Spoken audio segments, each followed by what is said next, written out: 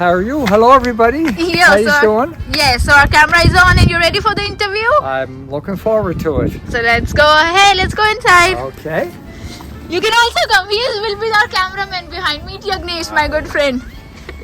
Okay, it's a beautiful day. Yes, it is actually. We're having good weather today. And by the way, happy family day. And thank you very much for taking out the time on this festive day of yours. It's my pleasure to do this. I'm very happy to do it.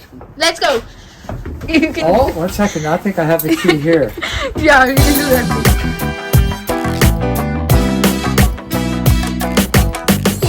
So you are here right now and I'll be asking you a few questions about the city, and I would like to spread some positivity around the international students and everyone. I'll go ahead with my questions and everything about the place, the Cape Breton, so that will make your decision very much easier whether you want to come here or not.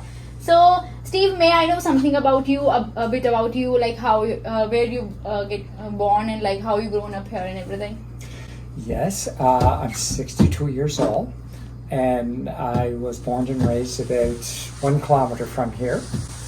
And I've got into the business with my father as a younger man in the mechanical business. And we have a towing service in Sydney also.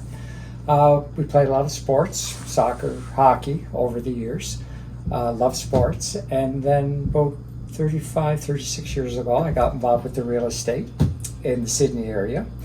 Because Sydney is a very unique area. We're very laid back here in Cape Breton. Winters are a little difficult, but we have beautiful summers, beautiful falls, and the people are second to none here in Canada. We have a very peaceful area here, and that's why I stayed.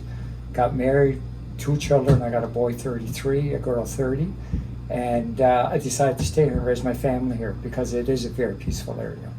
That is good. So my next question will be, how's the culture of Cape Breton? Like the beliefs and everything. They're very down to earth, I know that. But what's something we should know about the culture of Cape Breton?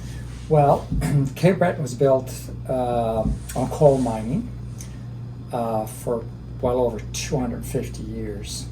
And then well over 100 years, the steel plant had begun here.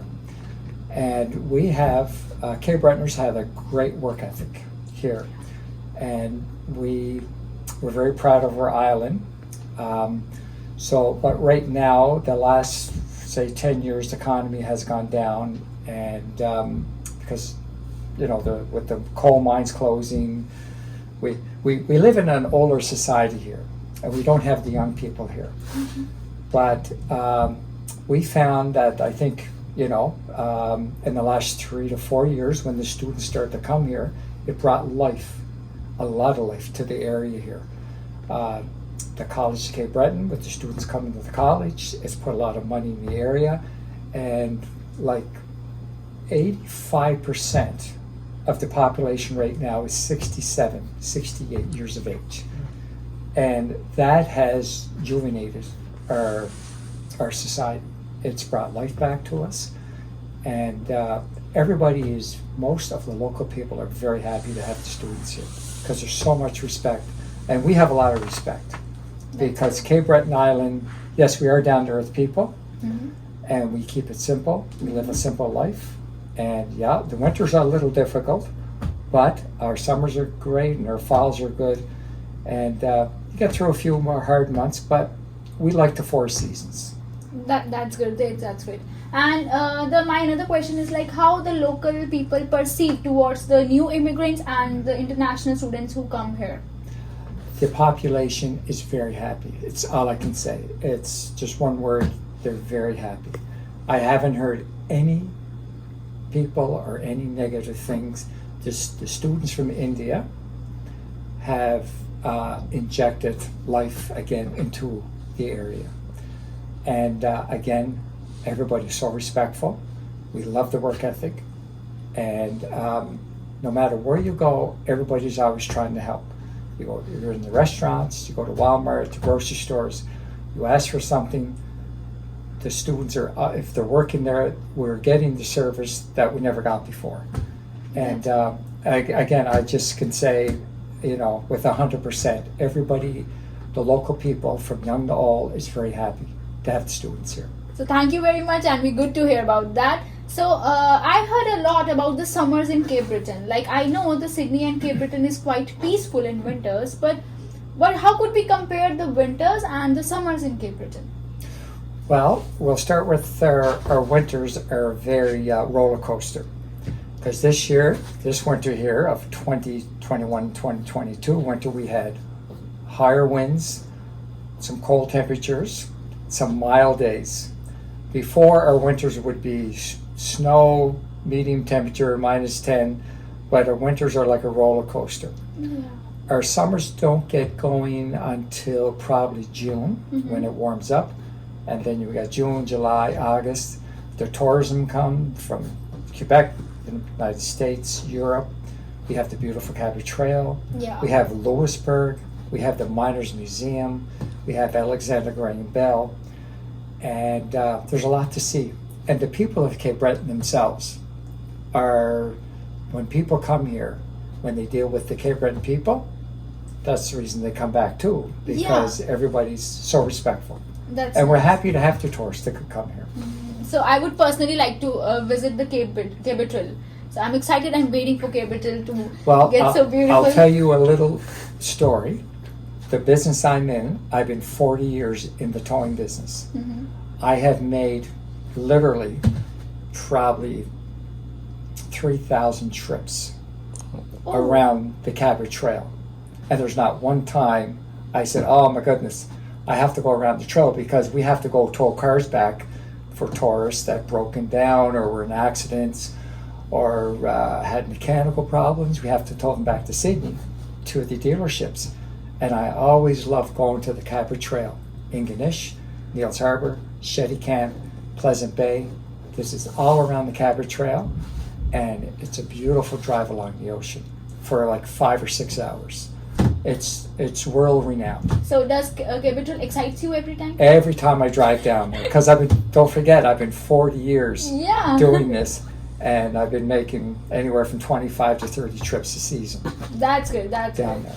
So coming to the next part, like back in India or some other countries, people have that perception in their mind that finding accommodation in Sydney or you could say Glace Bay New Waterford is quite difficult. Is it so? It is. It is at first. It is at first. I find that we don't have enough good apartments available. Not enough good housing available. We weren't ready, I guess I could say, when I found out the students were coming 4 years ago, and I started getting calls. And actually, a friend of mine, Rafael Gomez, was a professor at the college, a retired professor. Okay. He was teacher of economics. And a friend of his was looking for rooms. And then I rented a room to a gentleman, two young men. And then their friends were calling me, and then just kind of snowballed that we don't have enough rooms that were in the Waterford, that were in Glace Bay. So that is a problem. But I think in time, like there's several people like myself that have been in the real estate for many years. We are doing our houses over, like this particular house I bought 3 years ago. And I made it, 15 rooms in it, and it's very livable. I think it's very nice, but I did it for the students because I knew the students were coming here, and there is a problem with good housing. But I think in time we'll catch up. Yeah, but it's it getting takes better. Time. It takes time.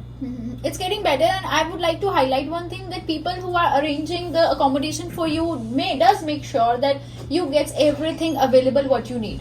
So here also we have the fridge, and like we have the you can see the stove, and each and everything got available. So they perceive or they think like that what a student might need who comes here away from home. So they take care of everything, and then they make their home like that. Is it so, right? Yes, I try to, especially this is for girls only. Yeah. I try to accommodate, make it girl friendly. I guess is that what I could say, to make sure that you need what you need here. Yes. And but yeah, it's I think in time we'll catch up. So my next question is about the transportation. Like, how the transportation was before as compared to it is now? Well, I don't think we had, as of about 7 years ago, 8 years ago, they were ready to take the buses off the roads because they're subsidized by the Nova Scotia government. And we didn't have the students at the College of Cape Breton to use the buses. They were going empty. Everywhere you went, there was an empty bus. So the government in Halifax, the premier, was going to cut it. And with the people of the local people pushing the mayor, the councillors, they kept the buses on, but it wasn't great. But until the students arrived, it's like night and day. That we got buses are moving more. I believe the students are more, it can be better, but the students are happier and it can get better. But now the buses are, again, the students save the bus line by pushing, by coming here and working in New Waterford, working in Glace Bay, North Sydney, because we didn't have the transportation here. But again, the students saved us. So we heard the news like from Tuesday or from 22nd of February, we will be having the more buses available for New Waterford in Sydney and Sydney River. So things are getting better. That's what we mean about it.